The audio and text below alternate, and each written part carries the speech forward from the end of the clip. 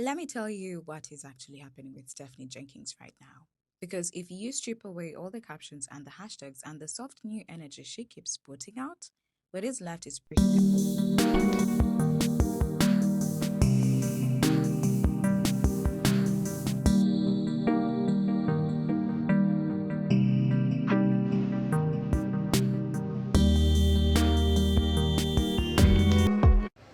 Stephanie writes on the caption of this post, took She is not changing, she is repackaging.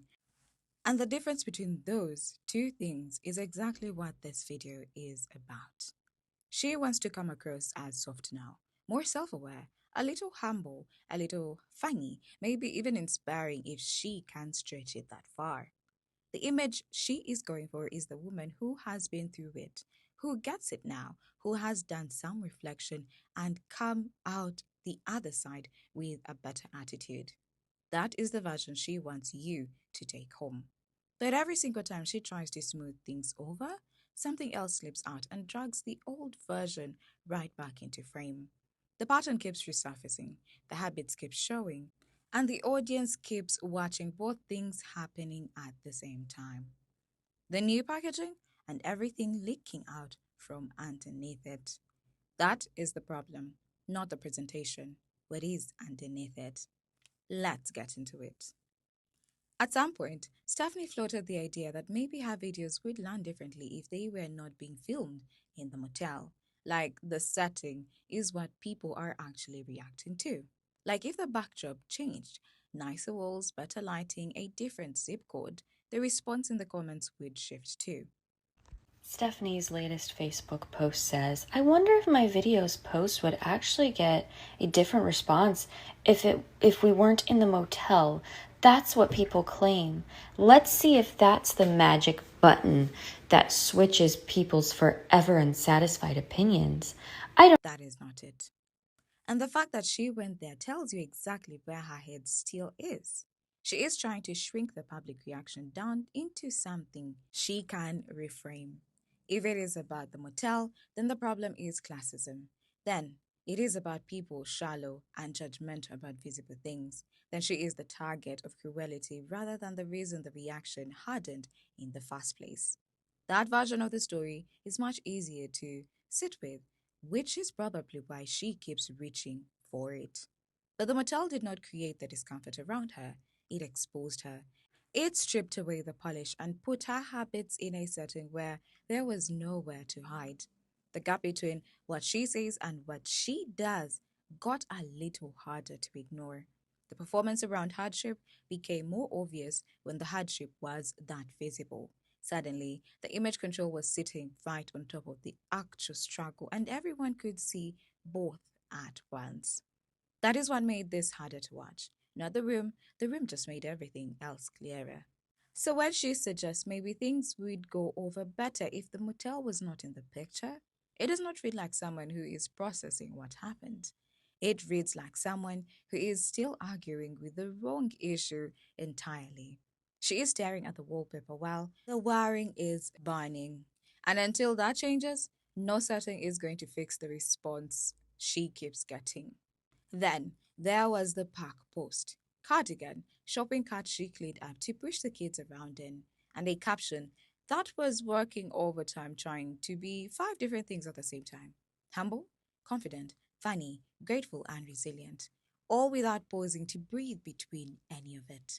She wanted accountability and self awareness in the same breath as not caring what anyone thinks. She wanted people to see shame and confidence at the same time. She wanted to make a joke about herself, but also make it clear she is not broken. She threw in the neighbor detail, the laugh emoji, the hashtags, grateful, thankful, blessed, living in the moment. And by the end of it, the caption was less of a feeling and more like a campaign. the kids to the park with a cardigan. No shame? Heck no. I have a lot of shame. No, you don't, Stephanie. A lot of regret, a lot of humility, but it won't stop me showing up with my head up. I don't care who has to be hurtful with their words. I choose to make the best of my situation and teach my children the same mindset. Our situation doesn't That is the problem right there. Real humanity does not come out that curated. It does not hit six emotional notes in one post and land cleanly on all of them. You can actually feel someone staring that hard, feel them trying to manage the temperature of the room from inside that caption. The vulnerability stops feeling real. It stops reading like someone being honest and starts reading like someone running a playbook. There is a version of that park post that could have actually worked. A shorter one, a messier one that picked a lane and stayed in it instead of trying to cover every possible audience reaction before anyone even had a chance to react. What she posted instead was not telling people how she felt, it was coaching people how to receive her. And audiences pick up on that. Maybe not consciously, but they feel it. And that feeling is exactly why the post did not land the way she wanted it to. Now, around the same time, the caption started sounding different, cleaner, more structured, more polished than her natural voice. Stephanie mentioned she had started using ChatGPT to help write them. And once you know that, you can hear it everywhere. Lines about situations, building you and refining you. Tiny little phrases that sound like they come out of a self help caption generator. The tone shifted from how she actually talks to something that sounds like it was workshopped. So if you were wondering on all those alternative accounts, hey, that looks like AI. Well, she just announced she's using ChatGPT. That's probably where she, made the photos. That's what I was thinking earlier. I was thinking, man, she really ran this through ChatGPT. But we all know with your captions that you use that. Also, you don't need to announce that you're using AI because you have the intelligence of a 10-year-old. We know. We know. She's also complaining about not having mom friends. I wonder why you don't have local mom friends. Using AI is not the crime here. That is worth saying clearly because people will make it into something it is not. Plenty of creators use tools to help them communicate. That part, by itself, is not the issue. The issue is what it reveals about what she is actually doing. She is putting real, visible effort into something thoughtful and evolved. She is cleaning up the language, smoothing out the edges, making the words sound more considered. But the behavior that the words are supposed to be reflecting, the actual growth, the changed habits, the different choices, that part is not keeping pace.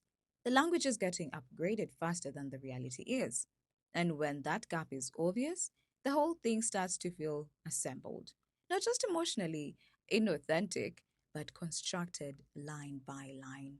It gives the impression that she figured out what growth is supposed to sound like and started producing that sound without doing the actual work that would make it true. The format of accountability without the substance of it. A better phrase is not a better reality, it is just a better phrase, and people are noticing the difference. While all of this is going on, she also started talking about not having local mom friends, wanting community, feeling isolated, feeling like people will not give her a fair shot. On its own, that sounds completely human. Isolation is real. A lot of mothers genuinely feel like they are on the outside of something. That is a real experience and it is worth talking about.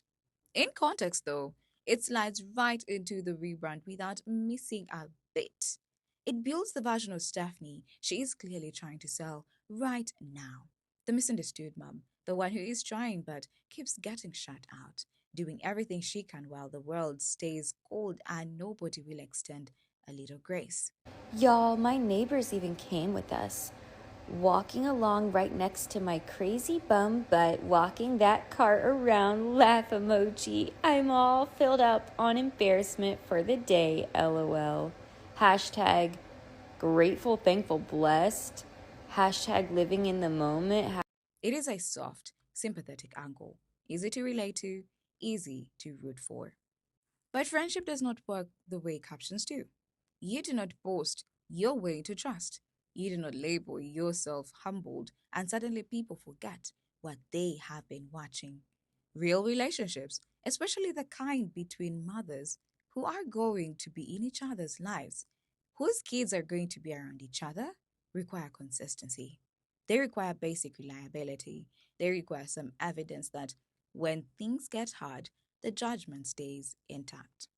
That is a very difficult pitch to make when your entire online presence keeps showing the opposite. When the chaos is documented, when the choices are public, when the performance is visible to anyone who follows along. Mom friends are not props in a redemption arc. You cannot cast them. You earn that over time with boring, consistent, unglamorous behavior that does not make it into the grid. And right now, nothing about what she is putting out suggests that behavior is there. After one of the videos went up, she went into the comments to explain a bag her kid was carrying. Unprompted, went out of her way to clarify where it came from, who it belonged to, why she happened to have it. Nobody had even asked yet. Hashtag don't care anymore.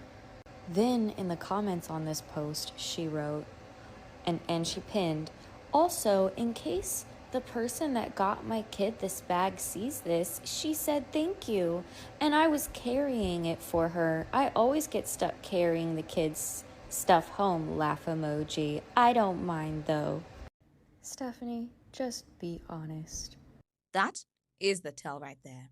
The explanation arrived before the question did, which means she posted the video, spotted the bag on camera, thought about how it might look, and then rushed back into the comments to get in front of it before anyone had the chance to say anything. That is not clarification. That is primitive cleanup. And the cleanup always ends up looking worse than whatever it is trying to prevent. Because now you have this overlay specific explanation sitting in the comments completely unprompted, and it is drawing more attention to the thing than just leaving it alone ever would have. It makes the bag into a situation when the bag did not have to be a situation at all. The fingerprints are all over the fix. This is a consistent pattern with her.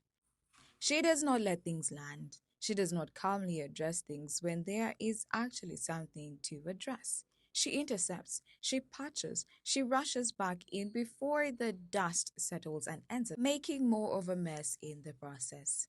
That patch always shows. The fix never blends in, and every time she does it, it adds another data point to the picture people are already building.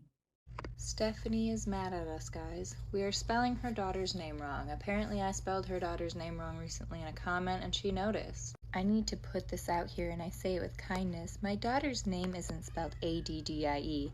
It's A-D-D-I. Only I at the end. Stop spelling it wrong. Around the same time, she made a point to publicly correct people for spelling her daughter's name wrong. Came out with a full statement. That is the name. This is how it is spelled. Stop getting it wrong. It is disrespectful. And look, if a child's name is being spelled wrong and it is bothering you, correct it. Nobody's arguing that names do not matter.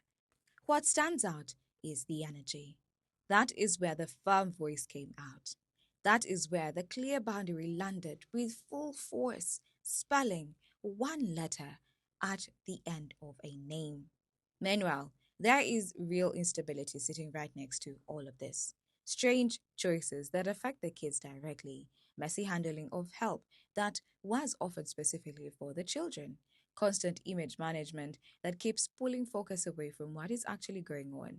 And none of that gets this kind of directness. None of that gets a public statement with this much conviction behind it. The name spelling gets a hard correction. Everything else gets a gratitude hashtag. That contrast is not subtle. It tells you exactly where her sense of control is actually located. She only reaches for precision and firm boundaries in the places she can fully manage. The spelling of a name, the framing of a caption, whether a bag gets explained before anyone asks. The bigger, messier, more important things get softened into content. She only wants accountability in the places she can script it. Here is something else that keeps nagging. Well, she is telling this story about hardship and grinding and fighting through a brutal situation. At the very least, she is reading his messages. And I tell you why. This was the last message I sent him. I have not heard back from him.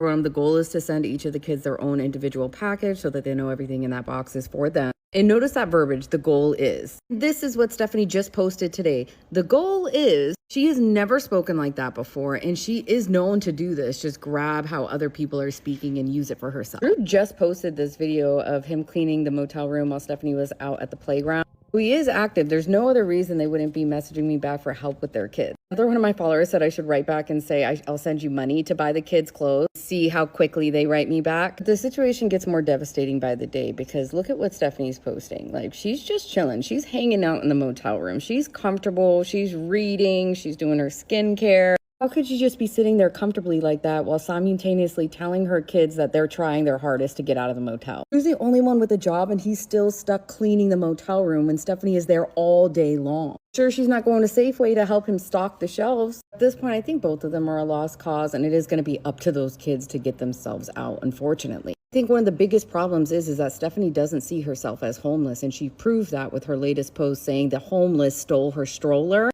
The stroller that was given to her.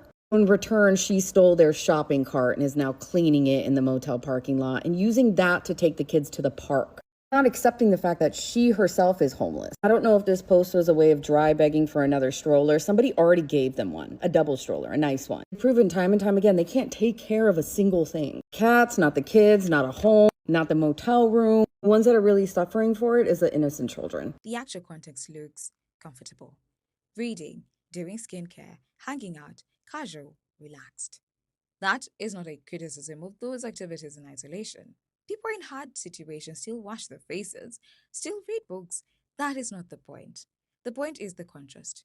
She keeps framing this as urgent, building, refining, making the absolute best of a really difficult situation. But the footage keeps making the motel look normalized, not a crisis she is desperate to escape, a backdrop she has gotten used to posting through.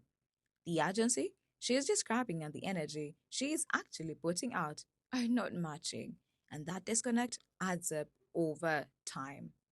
And then she made a comment about homeless people stealing something from her, and that moment cracked the whole thing open more than she probably meant it to. She is in an unstable housing situation. She cleaned out a shopping cart to use as a stroller to take her kids to the park. But she is talking about homeless people like they are a separate category, a passing inconvenience, something happening outside her story rather than right next to it. Like that word does not apply anywhere near her. That is not about judging the comment, it is about what it reveals. She has not fully reckoned with where she actually is right now. And when that surfaces in the middle of a rebrand built on self awareness, it is a lot of damage. This is the part that does the most damage because everything else can be argued around. The captions, the tone, the chat GPT thing, you can talk yourself into different readings of all of that. This part is harder to spin. Practical help keeps showing up. Not vague supportive energy, not comments saying, hang in there. Me too. It's just a lack of gratitude for me, but I was honestly just shocked that he messaged me back. He read my message immediately. It shows seen on the message and has not written me back. Either he doesn't know his kid sizes or he's trying to get the okay from Stephanie and she already shut him down, which I have a feeling is happening right now. When I tried to message Stephanie, she completely ignored me and then went on Facebook rant saying God will provide in time and that it's weird for people to tell her what her kids need instead of asking her what she needs. Someone else offered to pay for a summer activity for the kids and she also ignored them and then called them weirdo. Which just goes to prove that she is a grade A narcissist. She only cares about what's going to benefit her. She's been promising those poor kids an urban air trip for the last 2 years. And you know what? It isn't just on her. It's on Drew too. Drew could have made it happen at some point. But I guess at least he has a job, unlike Stephanie. But let's see. Maybe this was a sarcastic sure? We'll find out because he has yet to message me back. And I was ready to go. I was ready to go shopping. My kids don't let me pick out their clothes anymore, so I thought it'd be a fun little adventure too. But I'm sure he's going to tell Stephanie and she's going to shut him down because I didn't offer any actual money. I'm offering something that will only benefit the children and I don't think Stephanie's going to like that. Actual concrete offers to do something real for the kids. And the way those offers keep getting handled is the clearest window into what is actually going on here. Messages get ignored. Posts go up about God's timing and divine provision. People who try to send the kids clothes or cover a summer activity get treated like they crossed a line somehow. Like offering something specific and useful, was an intrusion rather than somebody trying to fill a gap that the kids are clearly living with. The reasoning behind some of those offers is plain. The kids did not choose the situation. They are showing up to the end of year events and they deserve to feel good. That is it. No lecture touched, no conditions, just something real, aimed directly at the children who need more than another caption about how hardship builds character. And it still got turned into a control issue. That is the thing that collapses the whole image. You cannot maintain this selfless, devoted mother persona when concrete help aimed at your children keeps getting filtered through whether it arrives on your terms. Help is only welcome when she controls the shape of it. The moment somebody else defines what the kids need and moves to meet it directly, it becomes a problem. That is not a selfless mom. That is somebody who has made their own comfort with the situation a higher priority than what the situation is actually doing to the kids. And no caption, no matter how clean the phrasing is, covers that up. So when you put all of this together, the picture is not complicated. Stephanie wants a new response without becoming a new person. She wants the rebrand to do the work that actual change is supposed to do, and it cannot. Because the same pattern is still running underneath every single piece of it. The motel framing reaches the wrong explanation. The pack caption tries to manage the mood from every angle at once. The ChatGPT language makes the accountability feel produced. The mom friend's angle leans on sympathy that the actual behavior has not earned. The bad comment is reactive cleanup with fingerprints all over it. The name correction puts all the hard energy in the wrong place. The comfortable content undercuts the urgency she keeps selling. And the way she handles help for the kids exposes exactly what is being prioritized. None of that is new behavior. That is all the same file, just dressed differently. She keeps trying to hand people a revised version of herself while the original is still open on the screen right in front of everybody. And that is why none of the softening is working. Not because the audience is too harsh, not because nobody will give her a fair shot, because what she is offering is not actually different. It just sounds different. She can keep adjusting the language, keep softening the captions, keep trying to find the right combination of humanity and humor and gratitude that finally flips the response she keeps getting. It is not going to work, not like this. This is not growth, it is damage control with better phrasing. It is the same behavior wearing a cardigan and a grateful hashtag and hoping nobody looks too close. The behavior did not change. The choices did not change. The pattern did not change. Just the packaging, and everyone watching already knows the difference.